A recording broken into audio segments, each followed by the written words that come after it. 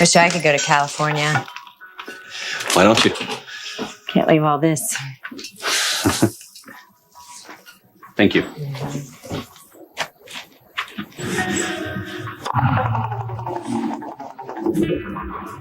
Introducing the all-new Dodge Dakota. With the only V8 under 20,000, and best-in-class torque and towing of over 7,000 pounds, why not take it with you? All right, so yes, I'm excited. I'm excited that the Dakota's coming back. You saw the articles. I got the messages.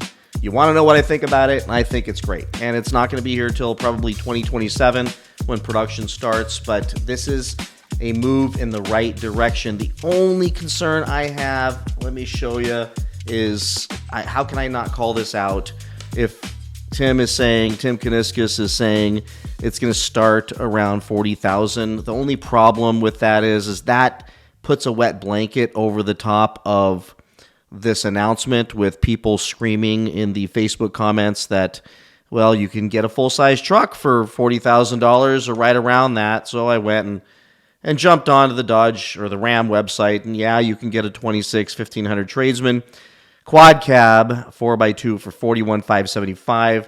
Once you start adding things to it like a steering wheel and some tires, I mean, certainly you're going to start approaching $50,000. But the concern I would expect, and now, by the way, they're saying the engine is going to likely be, they're going to be probably jamming a four-cylinder in this thing and a hybrid. So that's what you're probably looking at. But if they stuck the freaking Hurricane in this thing, could you imagine? This would be especially in the 40,000 range, it would justify the price. Unfortunately, you're going to be looking at probably the four-cylinder, and it's still going to be fast. It's going to be a good truck, but I worry that the $40,000 price range is just going to be too high. With that said, just got through doing a video where I explained to you all that Filosa is cut loose on not focusing so much on profit and getting lots of units sold, which could mean that even if this thing were to come out with a $40,000 base price, you would probably see lots of discounts. And I think we're going to head into that world at some point, because for 40 grand for a four-cylinder, and then if you want tires, a steering wheel, anything, any options on this thing, you're going to be screaming past the $55,000 range, fully loaded. Lord knows if you can maybe touch the high 50s, and that's going to be a non-starter considering that there's just other options out there when you think about buying one of these full-size trucks. But Brad, maybe they want better gas mileage. Cool. They should get closer to 30,000. Why? So that they can smack Ford. They need to smack Ford. Now, with incentives and discounts, they could certainly get there, and they can get there pretty quickly. So maybe starting at a higher price will keep from having the same issue they had when Ford launched the Maverick with tons of markups, $5,000 markups, because the price was so low that they could get those markups and play the we don't have enough inventory dance, and that now people are buried in these things. But nonetheless, the Maverick was and is a hot truck that people have been lined up to get, and I would say that's a huge part because of the price. The Ranger, $33,350. So when you start adding options to these things, you can quickly get, with the Ranger, for example, now these I believe would be a little smaller of a machine, but you can quickly get to $40,000, $45,000, let's see, $42,000, $47,000. So you quickly get up there when you start getting them optioned up. Geez, a Lariat at $53,000. So my concern here would only be that they would launch this thing at $40,000 and as a base, and they would be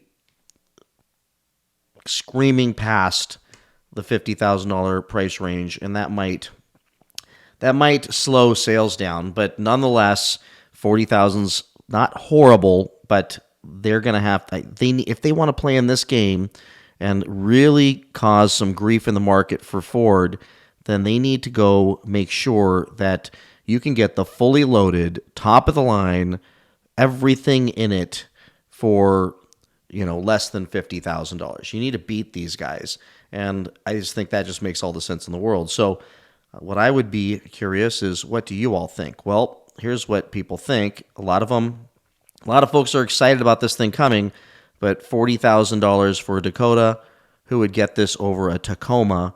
And that is probably where people start to dance around with moving to a different product. So getting this thing to market, here's the guy saying the 1500 also starts around 40,000. So pricing is going to be similar between the two. So why are people going to spend full-size truck money to get a mid-size? And you've got, guys pushing back on the Tacoma. The Tacomas are definitely expensive trucks, but let's see. Because some people don't want or need a full-size truck. My buddy got a brand new Ram 2500 for 20,000 less. Some of the Tacoma trims.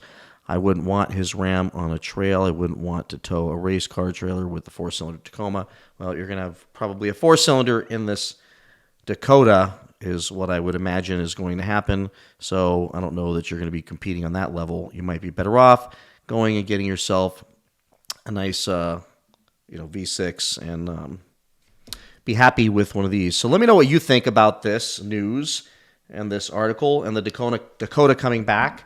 Is 40,000 starting price too high? Do you think they should push the envelope and get this thing down closer to that $32,000 range so that you can get one for $42,000 fully loaded? I think that would completely disrupt the market and bring Ram back really strong. But if they did that, you know what's going to happen. They start with a low price. Dealers are going to mark them up and screw the entire thing up. So it could be that Ram's starting off, they're going to start off with a high MSRP like they do with everything, and then have to come in with incentives, which does kind of cut off the dealers from doing all kinds of crazy markups. Let me know what you think about the Dakota. Would you buy one? Would you buy one for $40,000? Would you buy one with a steering wheel for $50,000? Or would you go get a Tacoma? Would you go look into the Ford options or other trucks? Let me know below. Please like, subscribe, comment, and I will see you in the next one. Bye-bye. Dodge Dakota 4x4. When you consider that it comes loaded with the best truck warranty on or off the road, more available payload than any competitive compact 4x4 in the country, and a fuel-injected V6 engine S10 and Ranger charge extra for, it's easy to see. Only one size 4x4 has it all. It's gotta be the mid-size Dodge Dakota.